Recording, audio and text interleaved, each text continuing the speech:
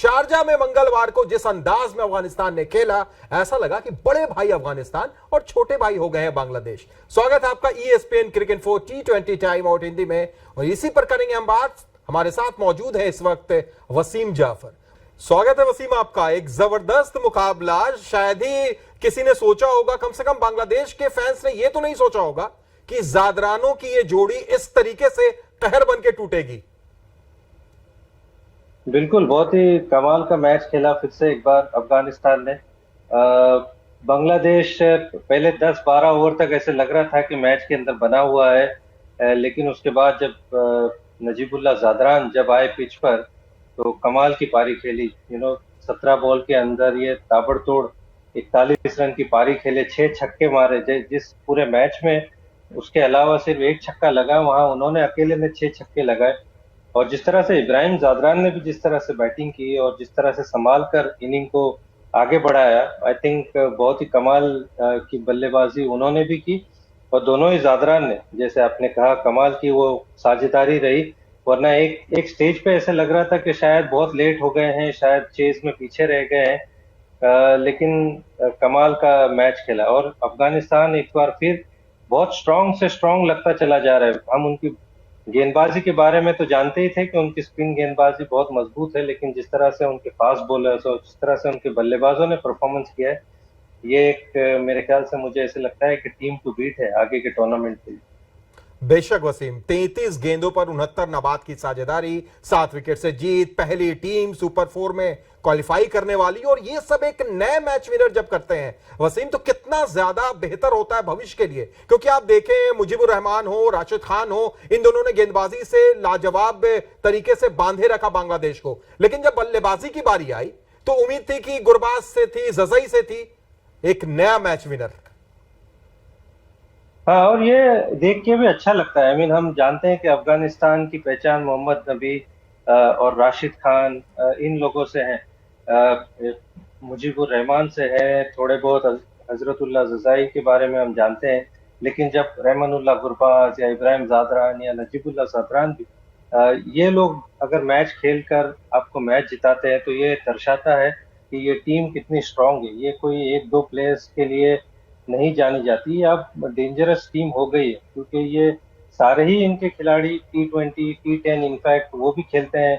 इस तरह के फॉर्मेट बहुत अराउंड द वर्ल्ड जाके खेलते हैं, तो ये फॉर्मेट के बारे में इनको इन एंड आउट पता है कि किस तरह से इनिंग पेश करनी है, किस तरह से गेंदबाजी करनी है। और वो फॉर्मेट का जो प्रेशर है वो ये झेल चुके हैं सारी जगह खेल के। तो जैसे मैंने कहा कि इस टीम को आपको रिस्पेक्ट देना होगा, और ये एक डेंजरस टीम हो गई है। दूसरी तरफ बांग्लादेश की अगर बात करें, इस मुकाबले में भी देखें वसीम, तो टॉस भी उन्होंने जीता। हालांकि इस पिच के ऊपर में पहले गेंदबाजी करना, कई लोग पहले बल्लेबाजी करना, माफ कीजिएगा, कई लोग कह रहे थे कि क्या ये सही फैसला है या नहीं है, लेकिन पिच धीमी की वजह से उन्होंने इस फैसले को भी लिया।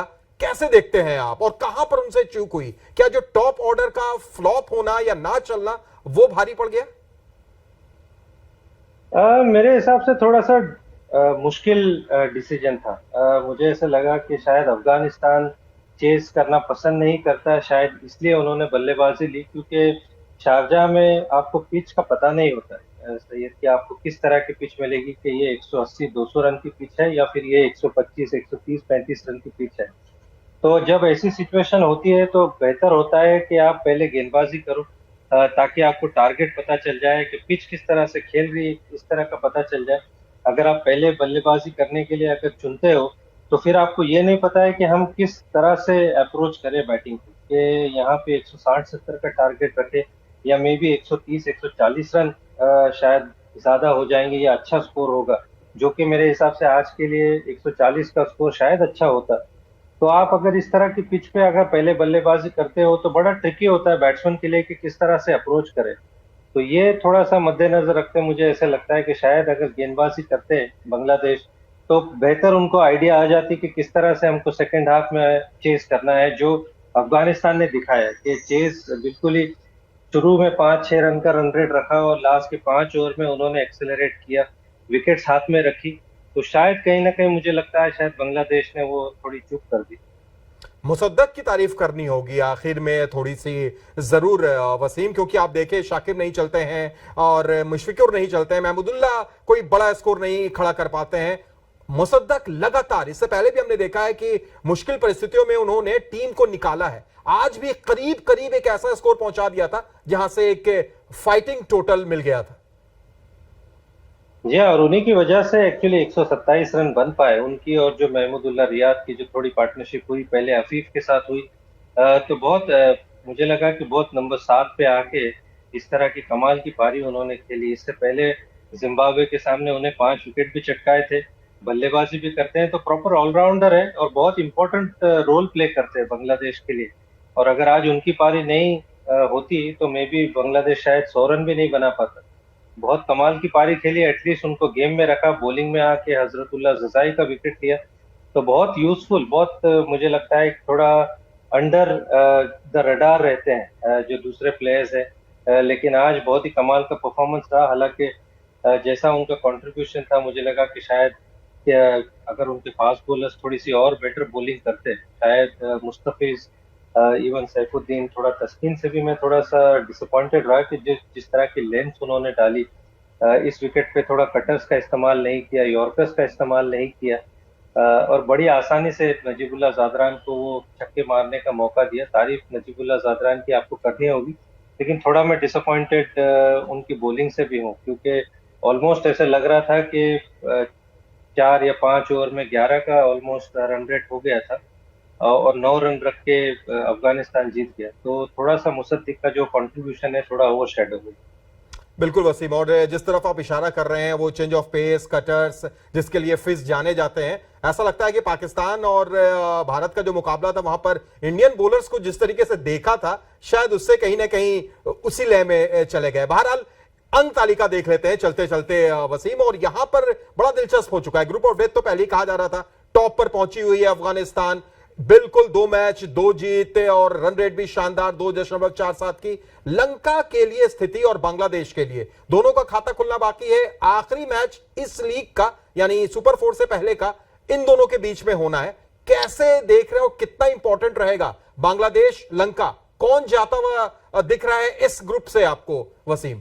मुझे लगता है कि बड़ा मुश्किल सवाल है, क्योंकि दोनों ही टीम ने इतना अच्छा मैच नहीं खेला। हालांकि श्रीलंका तो बहुत ही बुरी तरह से वो पहला मैच हार गया था, हालांकि बांग्लादेश तो इस मैच में बना हुआ था। तो आपको लगता है कि ऑन पेपर मुझे ऐसा लगता है कि शायद बांग्लादेश की टीम बेटर है, और ये मैच दुबई में होने वाला है। तो अगेन टॉस बहुत इंपॉर्टेंट हो जाएगा कि कौन सी टीम टॉस जीतती है। वहां पर तो डेफिनेटली जो टीम टॉस जीतेगी वो शायद चेस करना पसंद करेगी। तो शायद मुझे ऐसा लगता है कि बांग्लादेश, अगर दोनों ही टीम को देखा जाए तो शायद बांग्लादेश थोड़ी बेटर मुझे लगता है टीम है। चलिए, बहुत बहुत शुक्रिया वसीम हमारे साथ जुड़ने के लिए और तमाम बातचीत करने के लिए। तो ग्रुप बी से अफगानिस्तान पहुंच चुकी है सुपर 4 में, और दूसरी टीम बांग्लादेश और श्रीलंका में से कोई एक हो सकती है, जिस पर वसीम ने कहा। लेकिन आप ये मत भूलिएगा कि कल भारत और हांगकांग का मुकाबला है। भारत अगर जीत जाता है तो भारत भी सुपर 4 में क्वालिफाई कर जाएगा। फॉलो कर सकते हैं आप, और यहीं पर फिर होगी आपसे मुलाकात। आज के लिए इतना ही, दीजिए इजाजत।